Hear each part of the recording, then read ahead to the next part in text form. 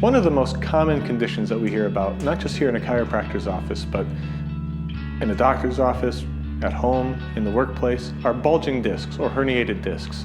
And these things get blamed for like everything, for back pain, for neck pain, for carpal tunnel syndrome, pinched nerves, sciatica, all get blamed on these bulging discs.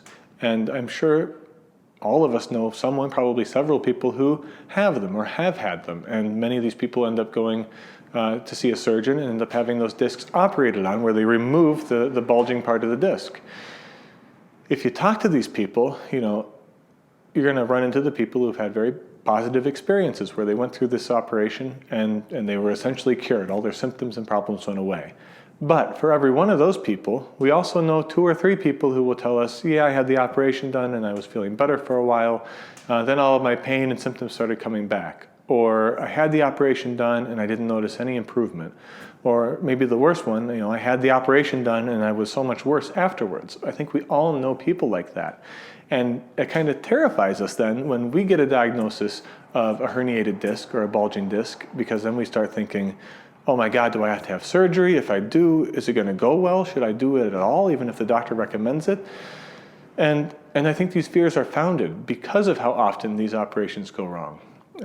So if bulging discs are the problem and removing them is the solution, why isn't everybody getting better with these operations? Well, let's step back and look at how this started happening in the first place. And it all began in the 1980s with a new imaging technology called computed tomography, or we call it CAT scans today. And what it is kind of a step above x-rays. X-rays show you your bone. A CAT scan can show you everything else as well, all your organs, your fat, your muscles, so you can see your heart, you can see your brain, you can see your stomach, and you can also see those discs in your back. And so what happened is they ended up taking people who have back pain and they took CAT scans of them and they saw that a lot of them had bulging discs. So they thought, okay, here's a person who has back pain, here's something in their back where it shouldn't be, let's remove it. That should fix things, right? And so that's what they started doing. And I'll be the first to admit, some people got better as a result of that procedure. A whole lot of people got worse and had their lives permanently changed because of the damage that resulted from these procedures. And then the 90s came around and we have MRI came out, and next thing you know, everybody with back pain, they're taking MRIs, they're seeing these discs that are bulging or herniated or whatever, and by the mid-90s, something like 200,000 of these back operations are being performed every single year. Okay. The thing is, that operation goes wrong so often, the results are so bad so often, that there's actually a condition named for when it goes wrong, called failed back surgery syndrome. Okay, we're talking about an operation that goes wrong so often that they actually had to give a name to it when it goes wrong. Okay, that should make us stop and think twice about getting that procedure and make us ask a lot of questions. So what's really going on here? Are discs really this massive problem that they're supposed to be? Because if they are, wouldn't it make sense that getting rid of these bulging discs most of the time would make people a whole lot better rather than worse? So there've actually been some really interesting studies on this. My favorite is they did a study on a group of over 3,000 people, 3,110 healthy individuals with no back pain, no sciatica, no neck issues, and they looked at MRIs of their spines. And what they found was all of these people had herniated discs, even with no symptoms. And they found that the older you get, the more likely you are to have a herniated disc. So in your 20s, they found that 37% of people had disc hernias. Now, if 1 in 3 20-somethings walking around has a disc problem, shouldn't they have all kinds of pain and issues that go along with it?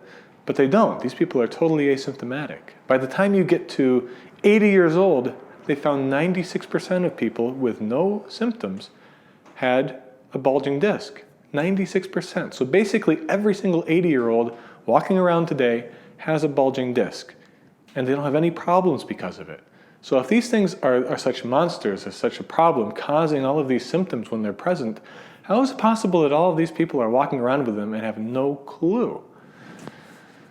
All right, let's look at the people who do have back pain. There's a beautiful study, and it was published in the New England Journal of Medicine, which is probably the most prestigious medical journal in the world, where they looked at a bunch of people who had back pain, who they were able to actually pinpoint and identify what exactly was causing that pain.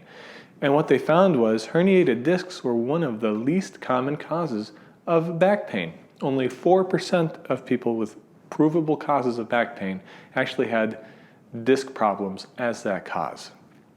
So it's looking more and more like disc herniations are really not a big deal, really don't correlate well with having back and neck pain and all these other issues.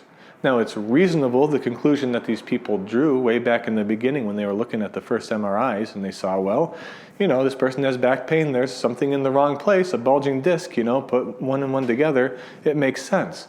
But it was a bad assumption. Even though it made sense at the time, that's not what's really going on. And if you've watched any of our other videos, you know the theme of modern healthcare is if you repeat something often enough, it becomes true, right? And that's kind of where we're at with bulging discs, is we've developed such a history and culture of assuming that they're the problem that medical doctors and surgeons aren't even looking at this scientific literature that is saying, no, they're not a problem. They're not the problem. So what are you supposed to do instead? It's kind of scary statistic, but people who have back injuries, back pain, and they go to see a medical doctor, their first point of contact is a surgeon, 42.7% of those people ended up getting surgery. So nearly half of those people who first reported to the surgeon. Now, people who first reported to a chiropractor because they had back problems, 1.5% eventually ended up needing surgery. So 98.5% of people who went to see the chiropractor were cured of their back pain, essentially, okay? So that should tell you something right there. What is the chiropractor doing, okay? I'll tell you what he's not doing. The chiropractor is not treating or curing neck or back pain. All chiropractic is concerned about is ensuring that your body is able to do what it's designed to do, which is heal itself. Think about that. If your car breaks down on the road, you can pull over, you can stand outside that car, you can wait for 20 years. At no point is that car going to repair itself. But our bodies are designed to heal themselves from a wide array of things and do so every day. And it's truly miraculous and we take it for granted.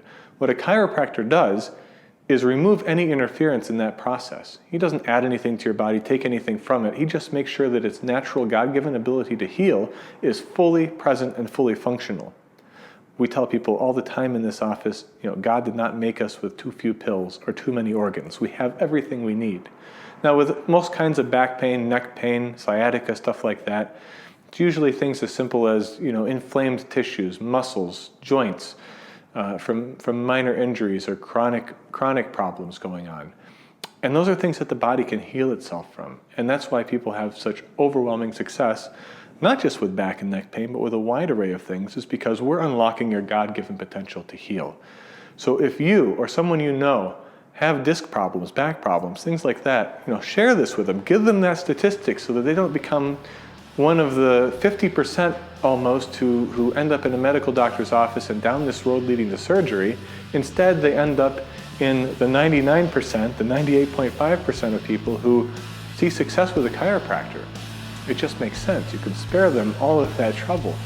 If you have questions about this, there's tons of stuff about this on the internet in general, but especially our Facebook page and our YouTube page. You can check things out. Our website has a ton of information.